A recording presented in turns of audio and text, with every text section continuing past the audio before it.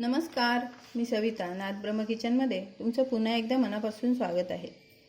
आपल्याला 8-10 दिवसासाठी बाहेर जायचे असेल तर आपल्याला घरच्यांची काळजी वाटते। आपण घरात नसताना त्यांना काहीतरी हेल्दी आणि चविष्ट खायला मिळावे असे आपल्याला नेहमी वाटत असते, किंवा आपली मुलं हॉस्टेलला असतात, त्यांनी हेल्दी खाऊन आपले आरोग्य सांभाळावे असे प्रत्येक आईला वाटतच असते। मग आपण त्यांना असे हेल्दी प्रीमिक्स बनवून देऊ शकतो। असे नाश्त्याचे इन्स्टंट प्रीमिक्स असले की फक्त गरम पाणी टाका आणि 5 मिनिटात नाश्ता तयार। ना जास्त मेहनत ना जास्त वेळ, अगदी 5 मिनिटात स्वादिष्ट नाश्ता तयार होतो। घरापासून दूर राहणाऱ्या मुलांसाठी ही खूप फायदेशीर रेसिपी आहे। तसेच वर्किंग वुमनसाठी हा बेस्ट पर्याय आहे। एकदा बनवून ठेवलं की महिनाभर छान टिकतात। अशाच हेल्दी इन्स्टंट प्रीमिक्स रेसिपी आज आपण बघणार आहोत। आपण आज इन्स्टंट पोहे प्रीमिक्स आणि इन्स्टंट उपमा प्रीमिक्स अशा 2 रेसिपी इथे पाहणार आहोत। आपण सुरुवातीला इथे उपमा प्रीमिक्स तयार करूया। उपमा प्रीमिक्स तयार करण्यासाठी मी इथे हा 2 वाटी रवा घेतलेला आहे। हा वजनी 300 ग्रॅम रवा आहे। इथे 1 चमचा चणा डाळ घेतलेली आहे, 1 चमचा उडीद डाळ घेतलेली आहे, 1 चमचा भाजून सोलून घेतलेले शेंगदाणे आहेत, 1 चमचा काजू आहे, अर्धा चमचा आलं किसून घेतलेलं आहे, थोडासा कढीपत्ता घेतलेला आहे, थोडी कोथिंबीर आहे आणि ह्या 2-3 हिरव्या मिरच्या, हिरव्या आणि लाल अशा दोन्ही मिरच्या घेतलेल्या आहेत आणि 1 चमचा भरून साखर घेतलेली आहे। आता आपण सुरुवातीला आपला रवा छान भाजून घेऊया। रवा भाजून घेण्यासाठी मी इथे एक कढई ठेवलेली आहे, त्याच्यामध्ये आपण आता हा घेतलेला 2 वाट्या रवा टाकून घेऊया। आता तो छान भाजून घ्यायचा आहे आपल्याला। आपण रवा जेवढा छान भाजू तेवढा आपलं प्रीमिक्स जास्त काळ टिकणार आहे, म्हणून आपण आता रवा छान भाजून घेऊया। उपमा बनवताना ना नेहमी असा जाड रवाच घ्यायचा असतो, कारण बारीक रवा घेतला ना तर आपला उपमा खूप चिकट होतो। आपला रवा छान भाजून झालेला आहे, आता मी तो काढून घेते। उपमा प्रीमिक्स बनवण्यासाठी मी इथे तुपाचा वापर करते। मी इथे 2 चमचे तूप टाकलेले आहे। आपलं तूप गरम झाले, 1 चमचा राई टाकूया। राई छान तडतडून द्यायची आहे, त्यामध्ये कढीपत्ता टाकून घेऊया। नंतर ही उडदाची डाळ घेतलेली 1 चमचा, 1 चमचा चण्याची डाळ आणि हे मिरच्या सुद्धा टाकून घेऊया आपण। हे शेंगदाणे छान भाजून घेतलेले आहेत, ते सुद्धा टाकायचे त्याच्यामध्ये। छान मिक्स करून घ्यायचे। अर्धा चमचा आलं घेतलेले, त्याचा ओलसरपणा जायसाठी आपण ते फोडणीमध्येच टाकून घेऊया। आता आपण मिरची अगदी कुरकुरीत होईपर्यंत हे सर्व छान भाजून घ्यायचे। आपली मिरची छान कुरकुरीत झालेली आहे। आता आपण हे काजू आणि ही घेतलेली कोथिंबीर ती सुद्धा याच्यामध्ये टाकायची आणि त्यातलं सुद्धा पाणी आपण पूर्ण सुकेपर्यंत तिला छान परतून घ्यायचे। अर्धा चमचा मीठ घेतलेलं आहे, थोडंसं हिंग टाकते मी आणि साखरही मी याच्यामध्येच टाकते, अर्धा चमचा घेतलेली आपण। हा भाजून ठेवलेला रवा सुद्धा याच्यामध्ये टाकून घ्यायचा आपल्याला। छान मिक्स करायचे। 5 मिनिटं फोडणीमध्ये आपण हा रवा छान परतून घेतलेला आहे आणि आपलं प्रीमिक्स तयार झालेलं आहे। आता मी ते काढून घेते, थंड करून तुम्हाला दाखवते। आपलं उपमा प्रीमिक्स तयार झालेलं आहे। आता आपण पोहे प्रीमिक्स बनवूया।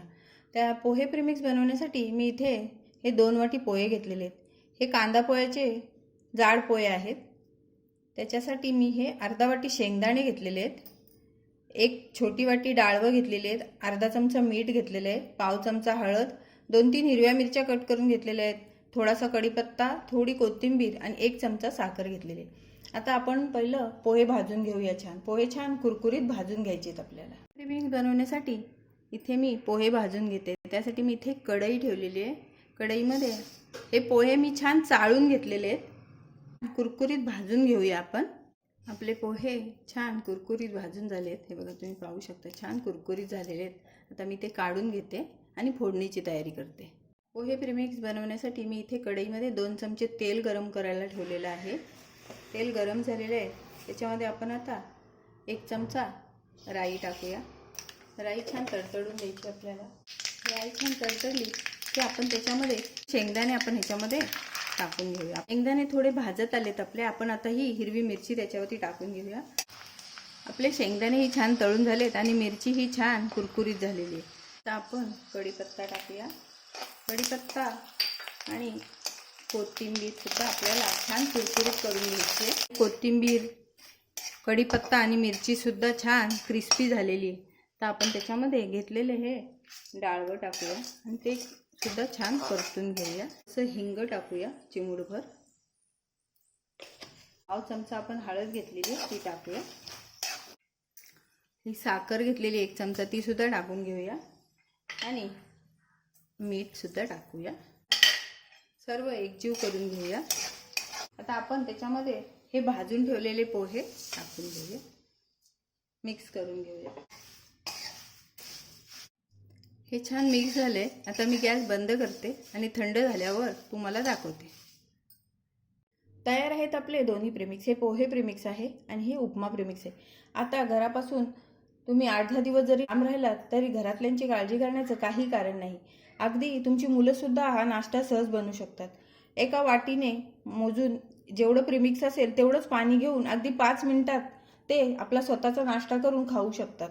पोहे प्रेमिक्सपासून मी तुम्हाला पोहे करून दाखवते आणि उपमा प्रेमिक्सपासून तुम्हाला छान सुटसुटीत उपमासुद्धा मी आता इथे करून दाखवते. वाटीभर हे पोहे प्रेमिक्स घेतलेलं आहे ते ह्या वाटीमध्ये मी हे टाकून घेते आणि 1 वाटी भरून उपमा प्रेमिक्स घेतलेले आहे ते मी ह्या दुसऱ्या वाटीमध्ये टाकून घेते.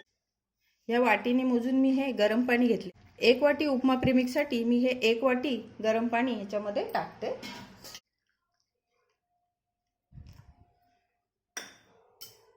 ते छान ढवळून घेऊया. त्यावरती झाकण ठेवूया आणि ते 5 ते 6 मिनिटासाठी आपण त्याच्यावर झाकण ठेवून बाजूला ठेवून देऊ. आता हे पोहा प्रेमिक्स आहे त्याच्यासाठी सुद्धा मी या वाटीमध्ये गरम पाणी घेते. 1 वाटीच गरम पाणी घेते त्याच्यासाठी. हे गरम पाणी मी आता ह्या पोह्यांवर टाकते आणि छान मिक्स करून घेते. हे छान मिक्स करते आणि झाकण ठेवून हे सुद्धा आपण 5-6 मिनिटासाठी झाकण ठेवून बाजूला ठेवून देऊया. आपल्याला 6 मिनिटं झालेली आहेत. आपण पाहूया आपले पोहे. पाहू शकता तुम्ही पोहे किती छान मोकळे मोकळे झालेत बघा. एकदम छान आणि अगदी 5 मिनिटात तयार होणारी अशी ही प्रेमिक्स रेसिपी तुम्ही तुमच्या मुलांना हॉस्टेलसाठी तयार करून देऊ शकता आणि त्यांच्या आरोग्याची काळजीही घेऊ शकता. तर आपण उपमा बघूया. उपमाला 6 मिनिटं झालेली आहेत. वा, उपमा पण छान फुललेला आहे बघा. आपण 1 वाटी उपमा हे केला होता पण किती छान आला आहे बघा फुलं आणि मोकळासुद्धा झालेला आहे बघा. हे बघा खूप छान होतो एकदम. रवासुद्धा किती छान शिजलेला आहे त्यातला. तर असे हे प्रेमिक्स तुम्हाला कसे वाटले ते जरूर सांगा. व्हिडिओला लाईक, शेअर आणि सबस्क्राईब करा. धन्यवाद.